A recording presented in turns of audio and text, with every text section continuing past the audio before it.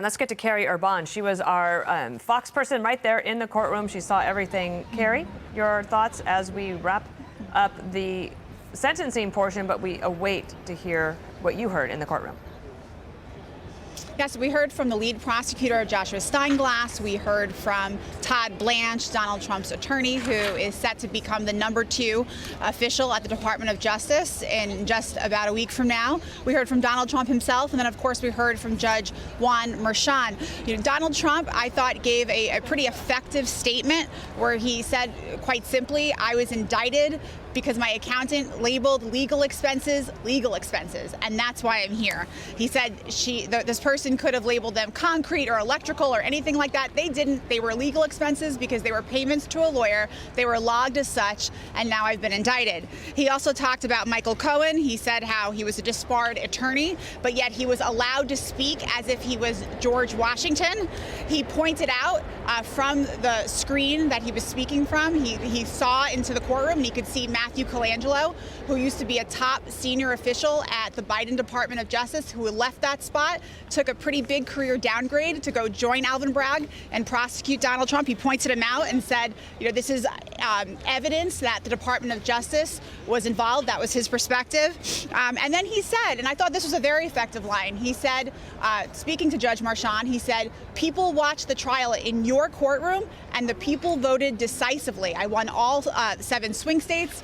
And, as he was saying that, I was thinking about, as I walked into the courtroom, that the only protesters, per se, who were here were Trump supporters. And even as I'm standing here right now, I'm looking into a square and I'm looking at people holding Trump flags. I'm looking at a person who has a sign that says, enough is enough. We voted. We don't want this lawfare anymore.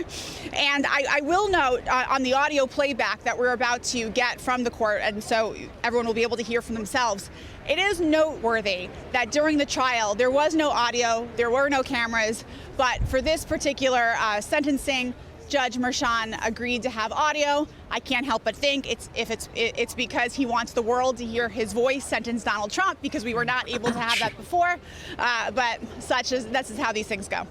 So, Carrie, let me ask you this question. So you were there as Donald Trump made his statement to the court. He's been under a gag order for these many months, which he continues to say does not allow him to say the things that he wants to say, but he appeared to say a few of the things that he's been hanging on to in the court. How did his statement to the court strike you? It was pretty tempered. He was making actually a very effective, reasonable legal argument the entire time. He did mention the gag order, and he offhandedly said, I'm probably still under it right now. Joshua Steinglass, the prosecutor for the DA's office, his tone was different than Donald Trump's. He was dramatic. He was a bit over the top. He included what I thought were a lot of gratuitous details, very, very critical of Donald Trump, very critical of his role in this country and how he handled himself. I thought it was a bit disconnected from reality in terms of what just happened a few weeks ago, 2 months ago with the election, and thought it was a bit unnecessary. Now, Judge Merchan, typically a soft-spoken person, and he continued to be so today. He talked about how much he thought through this decision.